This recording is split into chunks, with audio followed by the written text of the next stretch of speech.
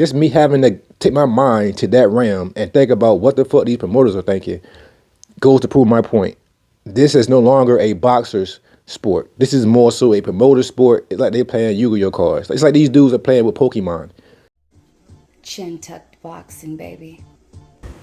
Yep, you know what this is, man. This is, of course, your favorite channel, man, CTB. This is Chin Tuck Boxing. I'm your boy, Jay Slay.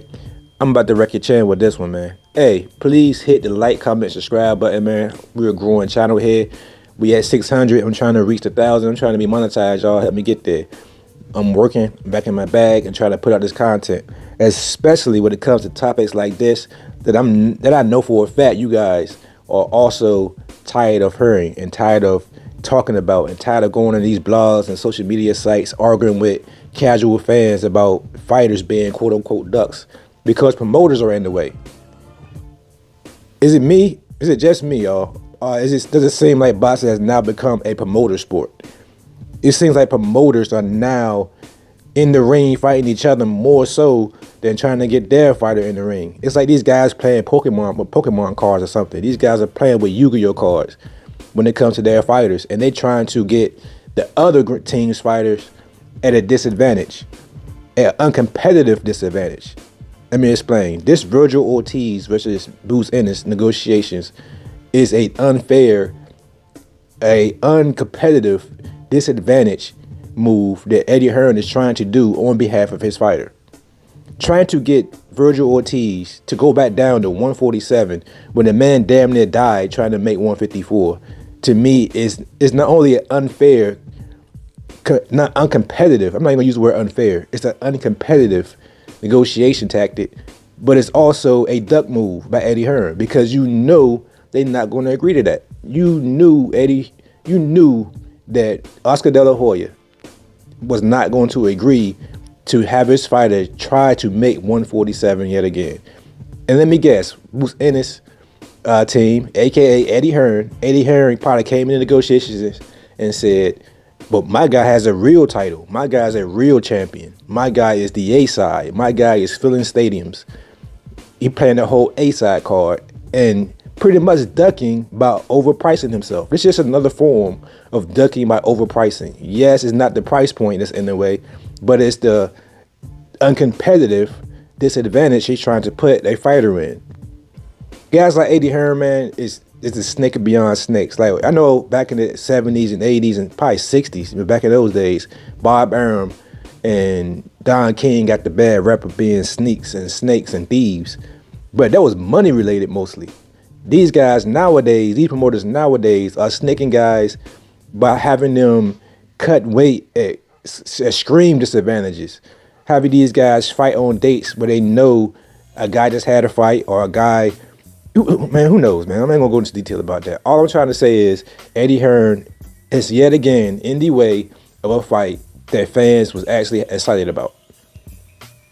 Until somebody showed me, until Bruce Ennis come out and put that shit to bed, I see why a lot of fans are blaming him for it, because he's the face, he's the product. When you the face and the product, you take the blame, you take the criticism, and you take the praise. So, if I'm Bruce Ennis, if I'm Bozy Ennis, if Bruce don't want to do it himself, Bruce seems like a more laid back dude. He don't seem like the type of guy who's gonna go in there and talk, about his promoter. But I think Bozy would. I think his father would. I think his father would grab YSM. Shout out to YSM. He'll go on their podcast and voice his opinion on it. He will let these guys know that my son did not negotiate for a fight with Virgil Ortiz for his title. He'll fight Virgil Ortiz at any weight. I'm pretty sure this is exactly verbatim what he would say. He will fight Virgil Ortiz at 154. He'll fight Virgil Ortiz at 147. He'll fight Virgil Ortiz at 160. Because that's how Bozy Ennis and Bruce Ennis think. Let's break it down even farther than that. If Bruce Ennis and Eddie Hearn are chasing a Terrence Crawford fight, why are you even trying to get Virgil Ortiz down to 147? Let me clarify. Like, you are saying this guy can beat Terrence Crawford. You are quote unquote co-promoting Terrence Crawford in ways. So that would be your biggest fight for those weight classes under your banner. Why would you try to put Virgil Ortiz in a position where he's coming down to 147 to fight for Boots Ennis' belt when Terrence Crawford had already told you and has already proven that he's not going down to 147 anyway.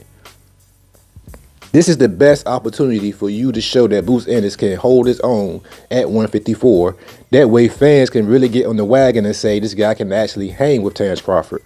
Because Boots Ennis' last performance, a lot of people are criticizing his punching power. So if he so happens to go up there and his punching power carries up to 154 and he give the very punchable, because let's be honest, Virgil Ortiz's defense is not the greatest. I actually will pick Boots Ennis to probably win that fight pretty easily if he outboxes him and doesn't get caught in exchanges. He has the opportunity to kill the narrative that he put in his last fight. Why, if you Eddie Hearn's team, would you try to snake him? You know they're going to read the contracts, bro. Like, you know that as soon as those contracts go into Oscar De La Hoya, he's going to scrutinize them shits because he know what he would try to do. Oscar De La Hoya is a snake himself. He would try to snake, Eddie Hearn just as much as Eddie Hearn tried to snake Oscar De La Hoya. Now, I say this. It could be all bullshit. This is Oscar De La Hoya we talking about. It could be bullshit about the weight. It could be something else that's going on in negotiation that Oscar De La Hoya doesn't like. So he's throwing the bad press and the bad publicity over to Eddie Hearn for Eddie Hearn to clean up. That's me thinking about that. Just me having to take my mind to that realm and think about what the fuck these promoters are thinking goes to prove my point. This is no longer a boxer's sport. This is more so a promoter sport. It's like they playing Yu-Gi-Oh cards. It's like these dudes are playing with Pokemon. These dudes are using these fighters like they Pokemon. These dudes are negotiating uncompetitive advantages for their fighters to go in there and look spectacular. More so than trying to get us fans what we actually want. And if they can't get what they want as a promoter, then they have their fighter fight guys that we don't want to see their fighter fight.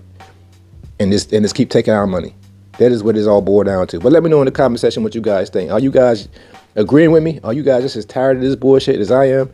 Or maybe, just maybe, I'm going outside the box, man, a little bit too much. Maybe it is the fighters, like you guys are trying to say. Let's put all the blame on the face of the sport, which is, the fighters. The fighters need to step up. You're absolutely right. Boots Ennis needs to step up. Boozy Ennis needs to step up and, voice their opinion. They got to do, I hate to say it, but they might have to pull the Terrence Crawford, Earl Spence. They might have to go to their promoter's office, sit down in front of them and be like, I'm not fighting nobody else but this guy. So y'all two sit down, hold hands, kumbaya, and make this fight happen because we're not making you guys no more money until you make me fight this guy or let me fight this guy. Earl Spence had to sit down and do that with Al Heyman. Al Heyman and them did not want Earl Spence to make that fight. Not so much because they didn't think he could win, but it was not a financial move that they agreed with. They knew that Earl Spence could have made more money in safer fights, which is what Eddie Hearn is trying to do with Boots. Let me know in the comment section what you guys think. With that being said, I'm out of here. This is your boy Jay Slay with CTB. Chin Tuck Boxing. Peace.